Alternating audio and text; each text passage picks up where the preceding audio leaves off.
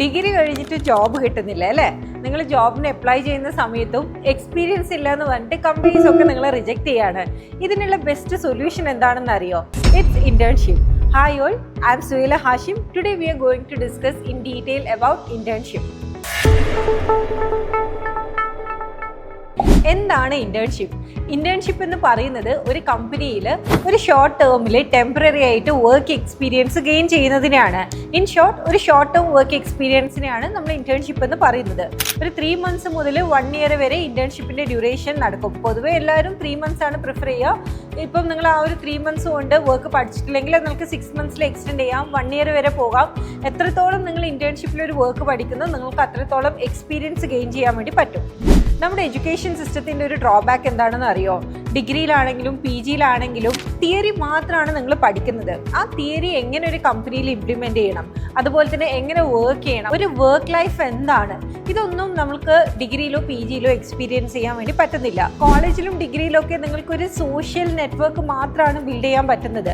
ഇന്റേൺഷിപ്പിലൂടെയാണ് നിങ്ങൾക്കൊരു professional network build ചെയ്യാനും പറ്റുന്നത്. അതുപോലെ നിങ്ങളുടെ റൈറ്റ് സ്ട്രെങ്ത് എന്താണ്, നിങ്ങളുടെ റൈറ്റ് സ്കിൽ എന്താണ്, നിങ്ങൾക്ക് ഏത് ഫീൽഡിൽ എക്സ്പെർട്ട് ആവാൻ പറ്റും, ഇതൊക്കെ നിങ്ങൾക്ക് മനസ്സിലാവുന്നത് ഇന്റേൺഷിപ്പ് ചെയ്യുന്ന സമയത്താണ്. എല്ലാ കോളേജസ് ആണെങ്കിലും എല്ലാ അക്കാദമീസ് ആണെങ്കിലും മാർക്കറ്റ് ചെയ്യുന്നത് കോഴ്സസ് മാത്രമാണ്. അതുകൊണ്ട് കുട്ടികളുടെ വിചാരം എന്താണ്, ഡിഗ്രി പഠിച്ചാലോ അതല്ല സർട്ടിഫിക്കേഷൻ എടുത്തു കഴിഞ്ഞാൽ അവർക്ക് ജോലി കിട്ടുമെന്നാണ്.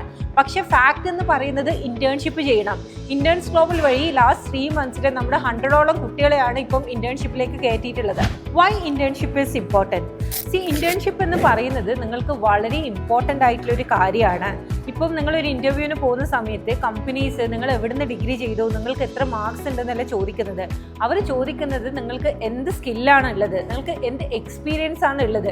നിങ്ങളിപ്പോൾ എൻ്റെ കമ്പനിയിൽ ഞാൻ ഹയർ ചെയ്യുകയാണെങ്കിൽ നിങ്ങൾ എന്താണ് എൻ്റെ കമ്പനിക്ക് ചെയ്തു തരാം. കമ്പനീസ് ഇപ്പോൾ തിയറി മാത്രമല്ല നോക്കുന്നത്, അവർ നോക്കുന്നത് നിങ്ങൾക്ക് പ്രാക്ടിക്കൽ സ്കിൽസ് ഉണ്ടോ, കമ്മ്യൂണിക്കേഷൻ സ്കില്ലുണ്ടോ, അതുപോലെ ഒരു ടീമായിട്ട് വർക്ക് ചെയ്യാൻ വേണ്ടി പറ്റുമോ, റിയൽ വർക്ക് എക്സ്പീരിയൻസ് ഉണ്ടോ എന്നൊക്കെയാണ്.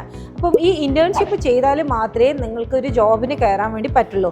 ഇന്റേൺഷിപ്പിലൂടെ നിങ്ങൾക്ക് പല കാര്യങ്ങളും പഠിക്കാം. ഇൻഡസ്ട്രിയിലെ എക്സ്പീരിയൻസ് ഗെയിൻ ചെയ്യാം, കോൺഫിഡൻസ് ഇംപ്രൂവ് ചെയ്യാം, കമ്മ്യൂണിക്കേഷൻ സ്കില്ല് ഡെവലപ്പ് ചെയ്യാം, നെറ്റ്വർക്കിംഗ് ബിൽഡ് ചെയ്യാം, റെസ്യൂം സ്ട്രോങ് ആക്കാം. And most important thing, real work എൻവയറമെൻറ്റിൽ എങ്ങനെയാണ് ജോബ് ചെയ്യേണ്ടതെന്നുള്ളത് നിങ്ങൾക്ക് കറക്റ്റായിട്ട് മനസ്സിലാവും.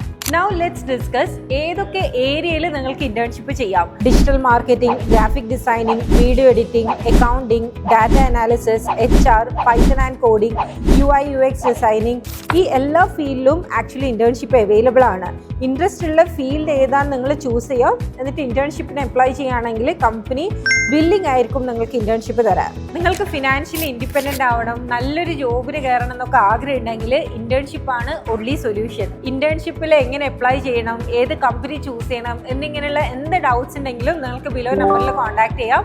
Signing off Suhaila Hashim. Thank you.